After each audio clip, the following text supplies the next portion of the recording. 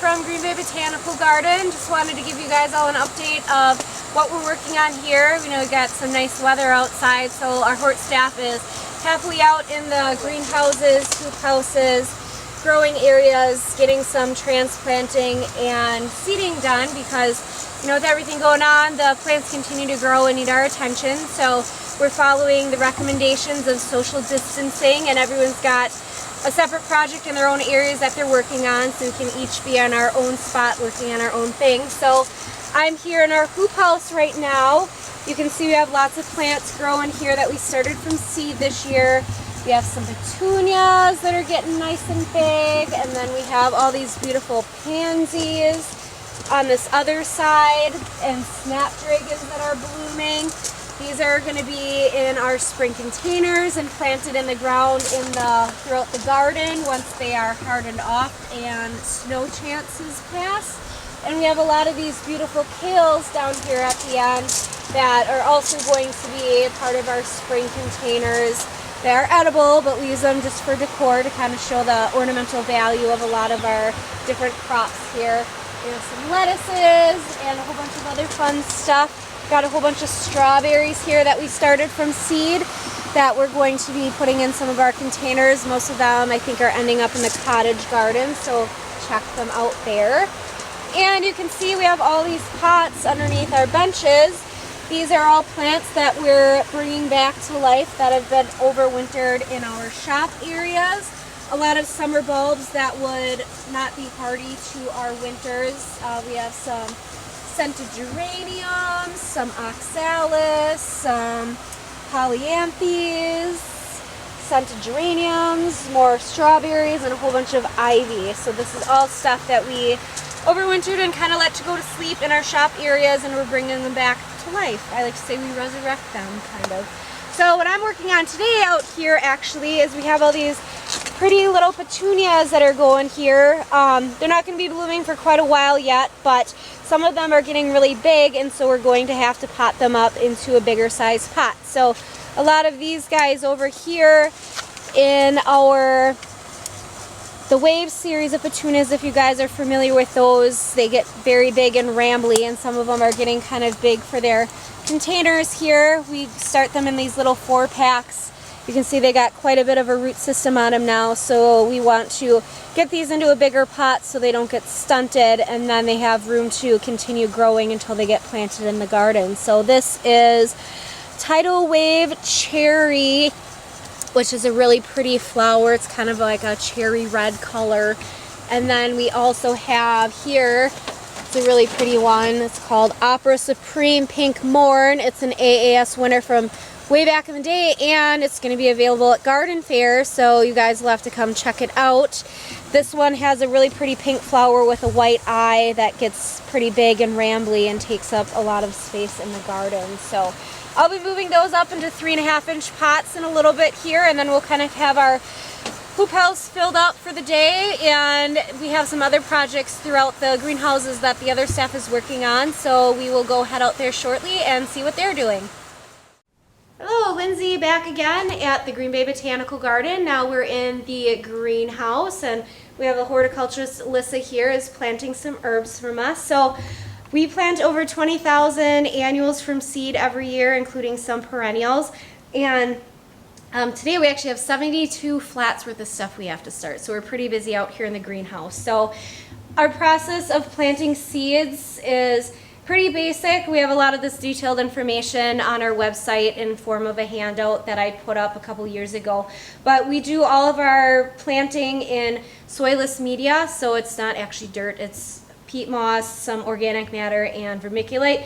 And some of our products we mix in some Osmocote to provide a fertilizer here. So you can see we moisten the media before planting so it kind of sticks together a little bit. That way the seeds, when they start growing, have a little bit of moisture to get started. And then when we water our plants, the soil accepts the moisture and isn't hydrophobic. So that's the soilless media we use, and then we plant most of our stuff into 12 packs, which you can see Alyssa already has filled up over here. Do you want to wave? Say hi. Hi.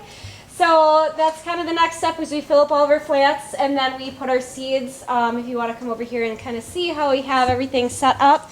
Alyssa is working on some basil. This is Rutgers Passion. I think Mark picked this for his little vegetable garden he's doing this year down by the Master Gardeners area. And you can see each one of these little cells has four cells within the cell. You can kind of see. So that's why we also call these 4 packs, because there's 4 cells in each little pack. So one seed goes in each cell, and then once it's seeded, we put what we call sprinkles on in this container. It's not actually sprinkles or Parmesan cheese, it's vermiculite that's used to keep the soil level nice and moist for the plants, and it helps retain some moisture. So when we're done seeding, we just sprinkle some of this sprinkles on top to cover up our seeds and to provide some moisture. And then it goes onto some of our tables and we start watering, and then the growing process begins from there. So you can see Alyssa has been working on a lot of different herbs here today. She has a lot of basils that we're growing for our herb garden, some lemon balm, some cilantro, and I think some parsley and some dill, among other things. So Alyssa, what would you say is your favorite herb to grow and why? I'd have to say cilantro because it has many different uses. Very good, one of my favorites too. So, and Alyssa actually works in our herb garden as one of her areas here, so she kind of is familiar with a lot of these different herbs. So if you are interested in coming checking out this summer, just come on down to the herb garden, find Alyssa, and ask her some questions. We also have a lot of the herb garden information on our websites on the gardening hot topics sections, I believe. So you'll have to check out our website and come find it. So, okay, so we're done with Alyssa. Thank you very much. Now we're going to head to the other greenhouse and talk to Kate and Ryan and see what they're doing. Hello, Lindsay again. We are in another greenhouse of NWTC's today, and Kate is also working on some seeding. Hello, Kate. Hello. She is one of our horticulturists in charge of taking care of the grand garden area and the conifer garden and some adjacent areas as well. And she's doing seeding the same way that Alyssa was doing in the other greenhouse, but she's focusing mostly on zinnias and marigolds, which are annuals. We have a lot of different colors and cultivars here that we're starting this year. So these are really great pollinator plants, which Kate is really familiar with those. You know, a lot of times we talk about a lot of the natives that are perennials, but there's a lot of annuals that also have benefit to pollinators and beneficial insects as well. So zinnias and marigolds are 2 really good examples of those. I think we have like 30 flats that are going in this greenhouse of just zinnias and marigolds. So come check them out this summer. We've got a lot of them going on. So we'll walk into the other section of the greenhouse quick and see what Kate has seeded, and then horticulturalist Ryan Hammis is in there and he can kind of tell us what he's doing. So follow me. So these are some of the marigolds and zinnias that Kate has started already today, and you can see we have 3 benches worth of plants that are all ours that we started from seed so far, in addition to what we're doing today. But we are also moving some of our plants up into bigger pots because they're starting to get so big that they're running out of room in these little 1204 packs that we have started them in. So Ryan is in charge of our butterfly bloom exhibits, and he also helps out in the cottage garden quite a bit. So he's moving some cannas up into gallon-sized pots. So Ryan, do you have anything to share about these cannas you're working on? Yeah, so these cannas are pretty cool. They're one of my favorite flowering plants, and what I'm transplanting here right now are yellow tagged, which means they will be going into the butterfly housing this summer. So you can expect to see these in there. What are some cultivars that you have growing So, different colors maybe? Cultivars, we have Mango Canova, which has a really pretty flower. And then we have the South Pacific Orange, which is in here. And then we have another orange flowery canna with the darker leaves all the way in the back. So you get the orange on the light green and you get the orange on the darker foliage. So it should be pretty cool.